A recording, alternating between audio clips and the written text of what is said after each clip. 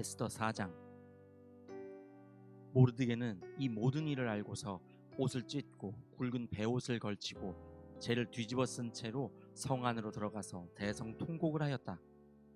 그런데 굵은 베옷을 입고서는 어느 누구도 대궐 문 안으로 들어갈 수 없었으므로 그는 대궐 문 밖에 주저앉았다. 왕이 내린 명령과 조서가 전달된 지방마다 유다 사람들은 온통 탄식하고 금식하며 슬프게 울부짖었다. 모두들 굵은 베옷을 걸치고서 재 위에 누웠다. 에스더의 시녀들과 내시들이 에스더에게 가서 모르드게가 당한 일을 말하니 왕후는 크게 충격을 받았다. 에스더가 모르드게에게 옷을 보내며 굵은 베옷을 벗고 평상복으로 갈아입기를 권하였지만 모르드게는 듣지 않았다.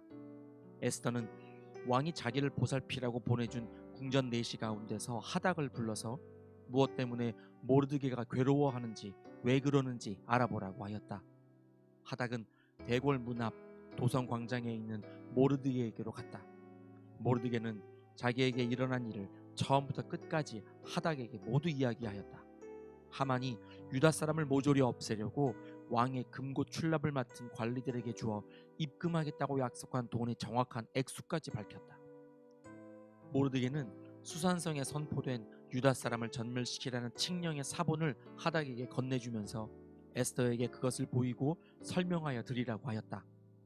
또한 모르드게는 에스더가 직접 어전에 나아가서 왕에게 자비를 구하고 최선을 다하여 자기 결례를 살려달라고 탄원하도록 하닥을 시켜서 부탁하였다. 하닥은 돌아가서 모르드게에게 들은 이야기를 에스더에게 전하였다. 에스더는 다시 하닥을 보내서 모르드게에게 이렇게 전하라고 하였다. 임금님이 부르시지 않는데 안뜰로 들어가서 왕에게 다가가는 자는 남자든지 여자든지 모두 사형으로 다스리도록 되어 있습니다. 이러한 법은 모든 신하들과 왕이 다스리는 모든 지방 백성들이 다 알고 있습니다. 다만 임금님이 금으로 만든 규를 내밀어서 목숨을 살려주실 수는 있습니다. 그런데 임금님이 나를 부르지 않으신 지가 벌써 30일이나 되었습니다. 하닥 일행이 에스더의 말을 그대로 모르드게에게 전하니 모르드게는 그들을 시켜서 에스더에게 다음과 같이 전하라고 하였다. 왕후께서는 궁궐에 계시다고 하여 모든 유다 사람이 겪는 재난을 피할 수 있다고 생각하십니까? 이런 때에 왕후께서 입을 다물고 계시면 유다 사람들은 다른 곳에서라도 도움을 얻어서 마침내 구원을 받고 살아날 것이지만 왕후와 왕후의 집안은 멸망할 것입니다. 왕후께서 이처럼 왕후의 자리에 오르신 것이 바로 이런 일 때문인지를 누가 압니까? 에스더는 다시 그들을 시켜서 모르드게에게 이렇게 전하라고 하였다. 어서 수산에 있는 유다 사람들을 한 곳에 모으시고 나를 위하여 금식하게 하십시오. 사흘 동안은 밤낮 먹지도 마시지도 말게 하십시오. 나와 내 시녀들도 그렇게 금식하겠습니다.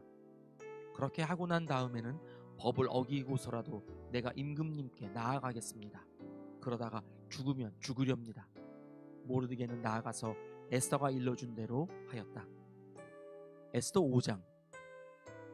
금식한 지 사흘째 되는 날에 에스더는 왕후의 예복을 입고 대궐 안뜰로 들어가서 대궐을 마주보고 섰다. 그때 왕은 어전 안의 왕좌에서 문 쪽을 바라보고 앉아 있었다. 왕이 에스더 왕후가 뜰에 서 있는 것을 사랑스러운 마음으로 바라보고 쥐고 있던 금 규를 에스더에게 내밀자 에스더가 가까이 다가가서 그 규의 끝에 손을 대었다. 왕이 그에게 말을 건네었다. 웬일이오 에스더 왕후, 무슨 소청이라도 있소? 당신에게라면 나라의 절반이라도 떼어주겠소. 에스더가 말하였다. 임금님께서 허락하시면 내가 오늘 잔치를 차리고 임금님을 모시고 싶습니다. 하만과 함께 오시면 좋겠습니다. 왕은 곧 명령을 내렸다. 에스더의 말대로 하겠다. 곧 하만을 들라하여라. 왕과 하만은 에스더가 베푼 잔치에 갔다. 함께 술을 마시다가 왕은 또다시 에스더에게 물었다. 당신의 간청이 무엇이오? 내가 들어주겠소. 당신의 소청이면 나라의 절반이라도 떼어주겠소. 에스더가 대답하였다. 내가 드릴 간구와 소청은 별것이 아닙니다. 내가 임금님께 은혜를 입게 되어 임금님께서 기꺼이 나의 간청을 들어주시고 나의 소청을 받아주시겠다면 나는 내일도 잔치를 차리고 두 분을 모시고 싶습니다. 임금님께서는 하만과 함께 오시기 바랍니다. 그때에 임금님의 분부대로 나의 소원을 임금님께 아뢰겠습니다. 그날 하만은 마음이 흐뭇하여 아주 즐거운 기분으로 대궐을 나섰다. 대궐 문을 지나는데 거기에서 문을 지키고 있는 모르드게는 일어나지도 않고 인사도 하지 않았다. 그것을 보고서 하만은 그만 화가 잔뜩 치밀어 올랐지만 꼭 참고 집으로 돌아갔다. 하만은 친구들과 자기 아내 세레스를 불러놓고 자기는 재산도 많고 아들도 많으며 왕이 여러모로 자기를 영화롭게 하여 주고 자기를 다른 대신들이나 신하들보다 더 높은 벼슬자리에 앉혔다면서 그들 앞에서 자랑하였다. 하만은 덧붙여서 말하였다. 그것뿐인 줄 아는가? 에스더 왕후께서 차린 잔치에 임금님과 함께 초대받은 사람은 나 하나밖에 없다네. 왕후께서는 내일도 임금님과 함께 오라고 나를 초대하셨다네. 그러나 대궐문에서 근무하는 모르드게라는 유다 녀석만 보면 이런 모든 것이 나에게 하나도 만족스럽지 않네. 그의 아내 세레스와 친구들이 하나같이 하만에게 말하였다. 높이 50자짜리 장대를 세우고 내일 아침에 그 자를 거기에 달도록 임금님께 말씀을 드리십시오. 그런 다음에 임금님을 모시고 잔치에 가서 즐기십시오. 하만은 그것이 참 좋은 생각이라고 여기고 곧 장대를 세우도록 하였다. 에스더 6장. 그날 밤 왕은 잠이 오지 않아서 자기의 통치를 기록한 궁중실록을 가지고 오라고 하여 자기 앞에서 소리를 내어 읽게 하였다. 실록에는 대궐문을 지키던 왕의 두 내시 빅다나와 데레스가 아하수에로 왕을 죽이려고 한 음모를 모르드게가 알고서 고발하였다는 내용이 기록되어 있었다. 왕이 물었다. 이런 일을 한 모르드게에게 나라에서는 어떻게 대우하였으며 어떤 상을 내렸느냐? 그곳에 있던 시종들이 대답하였다. 나라에서는 그에게 아무런 상도 내리지 않았습니다. 왕이 다시 물었다. 궁궐들에 누가 있느냐? 마침 그때에 하만이 왕에게 자기 집에 세운 장대에 모르드게를 달아 죽일 수 있도록 허락을 받으려고 궁전 바깥들에 와 있었다. 시종들은 하만이 뜰에 대령하고 있다고 대답하였다. 왕이 명령하였다. 들라고 일러라. 하만이 안으로 들어오니 왕이 그에게 물었다. 내가 특별히 대우하고 싶은 사람이 있는데 그에게 어떻게 하면 좋을지 말하여 보시오. 하만은 왕이 특별히 대우하고 싶은 사람이라면 자기 말고 또 누가 있으랴 싶어서 왕에게 이렇게 건의하였다. 임금님께서 높이고 싶은 사람이 있으시면 먼저 임금님께서 입으시는 옷과 임금님께서 타시는 말을 내오게 하시고 그 말의 머리를 관으로 꾸미게 하신 뒤에 그 옷과 말을 왕의 대신 가운데 가장 높은 이의 손에 맡기셔서 임금님께서 높이시려는 그 사람에게 그 옷을 입히시고 그 사람을 말에 태워서 성 안 거리로 지나가게 하시는 것이 좋겠습니다. 말을 모는 신하에게는 임금님께서는 높이고 싶어 하시는 사람에게 이렇게까지 대우하신다 하고 외치게 하심이 좋을 듯 합니다. 왕이 하만에게 명령하였다. 곧 그대로 하시오. 대궐 문에서 근무하는 유다 사람 모르드게에게 내 옷과 말을 가지고 가서 경이 말한 대로 하여 주시오. 경이 말한 것들 가운데서 하나도 빠뜨리지 말고 그대로 하도록 하시오. 하만이 왕의 옷과 말을 가지고 가서 모르드게에게 옷을 입히고 또 그를 말에 태워 성 안 거리로 데리고 나가서 임금님께서는 높이고 싶어 하시는 사람에게 이렇게까지 대우하신다 하며 외치고 다녔다. 그런 다음에 모르드게는 대궐 문으로 돌아왔고 하만은 근심이 가득한 얼굴을 하고서 달아나듯이 자기 집으로 가버렸다. 하만은 아내 세레스와 모든 친구에게 자기가 방금 겪은 일을 자세하게 이야기하였다. 그의 슬기로운 친구들과 아내 세레스가 그에게 말하였다. 당신은 유다 사람 모르드게 앞에서 무릎을 꿇었으니 이제 그에게 맞설 수 없소. 당신은 틀림없이 망할 것이요.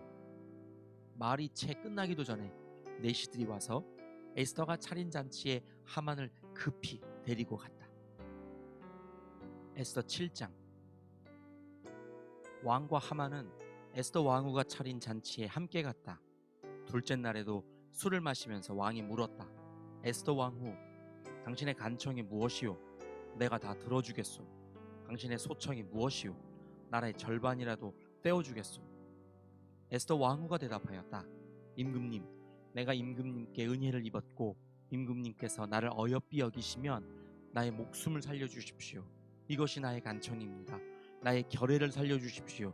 이것이 나의 소청입니다. 나와 내 결례가 팔려서 망하게 되었습니다. 살육당하게 되었습니다. 다 죽게 되었습니다. 우리가 남종이나 여종으로 팔려가기만 하여도 내가 이런 말씀을 드리지 않을 것입니다. 그만한 일로 임금님께 걱정을 끼쳐드리지는 않을 것입니다. 아수에로 왕이 에스더 왕후에게 물었다. 그자가 누구요? 감히 그런 일을 하려고 마음을 먹고 있는 자가 어디에 있는 누구인지 밝히시오. 에스더가 대답하였다. 그 대적, 그 원수는 바로 이 흉악한 하만입니다. 에스더의 대답이 떨어지자마자 하만은 왕과 왕후 앞에서 사색이 되었다. 화가 머리끝까지 오른 왕은 술잔을 내려놓고서 자리에서 일어나 왕궁 안뜰로 나갔다. 하만은 왕이 자기에게 벌을 내리기로 마음먹은 것을 알고서 그 자리에 남아서 에스더 왕후에게 목숨만 살려달라고 애걸하였다. 왕이 안뜰에서 술자리로 돌아와 보니 하만이 에스더가 눕는 침상에 엎드려 있었다. 이것을 본 왕은 내가 집안에 왕후와 함께 있는데도 저놈이 왕후를 범하려고 하는구나 하고 소리쳤다. 왕의 입에서 이 말이 떨어지자마자 내시들이 달려들어서 하만의 얼굴을 가렸다. 그때의 왕을 모시는 내시들 가운데 한 사람인 하르보나가 말하였다.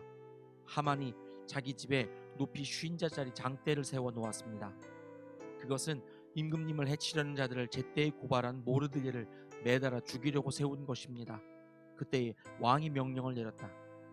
하만을 거기에 매달아라. 사람들은 하만이 모르드게를 매달려고 세운 바로 그 장대에 하만을 매달았다. 그런 다음에야 비로소 왕의 분노가 가라앉았다. 아멘.